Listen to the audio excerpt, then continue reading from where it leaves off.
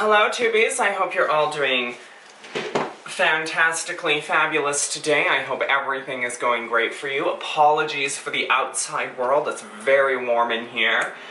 So I wanted to talk to my fabulous little Scoobies about a topic that I talked about in last night's live video, but I don't feel that I got across my point properly, probably because I was just out of my tree. Just out of my tree. I mean, how many lives have we done now where I'm just out of my tree? It's the best time to be out of your tree. But what I wanted to talk about is how magic doesn't work. And feel free to disagree with this. I know some of you disagreed with last night's opinion on this particular subject, and that is perfectly okay. I welcome your disagreements. But here is how magic does not work. And everybody's craft is different, I get it, but this is how magic does not work. So, it is of this witch's opinion on this witch's channel only, through this witch's practice, based off this witch's experiences, that magic does not take something from somebody else to give it to you, regardless of what it is. Let's say you want a new man. Magic isn't going to break up someone's marriage unless you have physically done a spell to break up somebody's marriage. But if you're just doing a general love spell, you know, I have a man who's powerful, I have a man who's attractive, I have a man who, you know, is kind and caring and considerate. It's not going to go out and be like, oh, this perfect man lives in this marriage in Connecticut, so I'm just going to break up the marriage, destroy the whole family, and ship the man halfway across the country to you. That's not how magic works. Let's say you're out applying for a job. You're hitting the pavement, you're doing the work, you're getting kind of frustrated, so you reach out to your datee, or your datees, or your spirits, or your ancestors, or whatever it is you work with, because God knows, a lot of witches can work with a lot of things. So, you're applying for the jobs, and then you come home and you do a spell to land you one of those jobs. I have a job, I've got money, it's flowing in, I've got a paycheck, right? Like, we are asserting ourselves to whatever it is that we work with. So magic is not going to go out there and say, oh, this poor homeless person who's trying to get a job at McDonald's, well, we're just going to take that job away from them and give it to you. Like, that's not how it works at all. However, when it does come to jobs, it does sort of work that way. Let me explain my contradiction here. So, when we apply for jobs, we're not usually the only one applying for that particular position.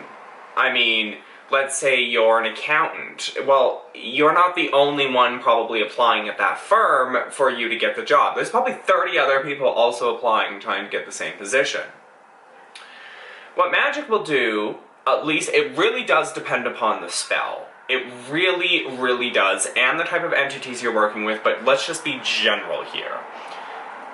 It is going to look for an opportunity for you to fit into that company. Now, depending on the spell that you do, some people will try and do a honey jar spell. I know I've done that before. Or they'll do a command and compel spell. I am hired at this company. You have hired me. And I've done that too sometimes. And both of them work. It depends upon the way you do the spell, but you could end up pushing out somebody who may have been in the same kind of desperate situation. However, it's not that you should worry about it.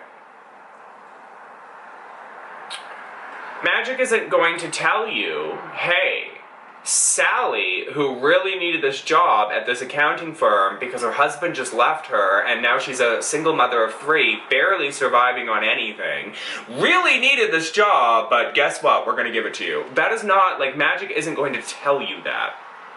So why should you feel bad about it? I know, that sounds really mean to say, but you're a witch for a reason. You're trying to use magic to get what you want. Now, some witches have ethics. Some witches will not do certain types of magics for X, Y, or Z reason. For example, I will not do animal sacrificial magic. I don't care if I was initiated into a tradition and they were like, you have to sacrifice your 2 cats to this pagan god. I'd be like, no. Absolutely not. I will brush them and we can use their fur as and it's like, no, it needs a living sacrifice. Like, no. I'm not gonna do animal sacrifices. I'm not gonna kill a rodent on camera. I might dissect a rodent on camera that's already dead and has been killed in some humane way, but I'm not going to, you know, be like, okay guys, we're gonna use this mouse in this spell, and then on camera smash its head in. Like, YouTube would lose its fecal matter. So, you know, I really don't think animal sacrifices is appropriate in witchcraft in the modern era. But again, there are different traditions, different cultures, different practices, different reasons, so on and so forth. So, you know, it is my practice and I will not do any kind of animal sacrifice. Now, I might sacrifice Miss Pippi's over there because she's getting rather fat and scrumptious looking. Would you like to be fried in butter, Miss Piper? Fur on or fur off? How would we like to do that? So, it depends upon the entities you work with, it depends upon the spell, the way you do the spell, the way you word the spell, the intentions you put into the spell, because you could easily do magic to steal somebody's husband, to steal somebody's job, to take somebody's money. There are spells where you can physically do these things by manipulating the person's free will into giving you these things. I mean, command and compel spells on a guy you just met to get him to be your boyfriend, they do exist. They are real types of magic. They're scary types of magic, but they're real types of magic. Now, if you are just doing a general money spell where you are saying, hey, you know, let's just keep the abundance flowing, or hey, I need X amount of dollars by the end of the week, you know, it's not, magic isn't necessarily going to go out and take that money from Sally, who's recently divorced and 3 kids and barely living on anything. It's not going to go out and just directly target her. As I stated in last night's video, it could open up opportunities for you. Usually within your general sphere of things, okay? Within your immediate area, if you will. So, let's say, for example, you need a job by the end of the week and you do a spell. Well, maybe your mother, as I was stating last night, you go over to your mother's, you're having dinner, she's asking you how life is, and she offers you some money to help out. You know, you're not taking it from her, like, as in the magic is literally ripping it away from her and giving it to you.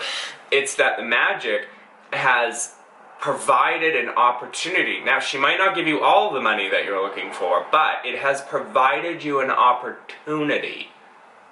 It might also present you with doors to open where maybe you have a very important bill that you need to pay and you just don't have the money come the day, and so magic has opened a way where if you express yourself appropriately and properly, then maybe that particular bill will say, hey, you know what, we understand you're on hard times, we'll extend this maybe another 15 days or so, you know?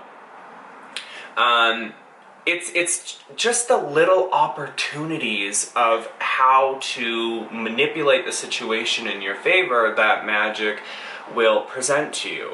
I personally do not believe that money spells will take money away from somebody else. If you believe that, that's fine. That's your belief, that's your craft, that's your practice, that's how you do things, but I personally don't believe that. And I feel, in my opinion, only in my opinion, that it is a little silly to believe that, because it's not about personal gain. This isn't Charm, this isn't Buffy, this isn't whatever TV show you can think of. This is reality. And you're a witch for a reason, right?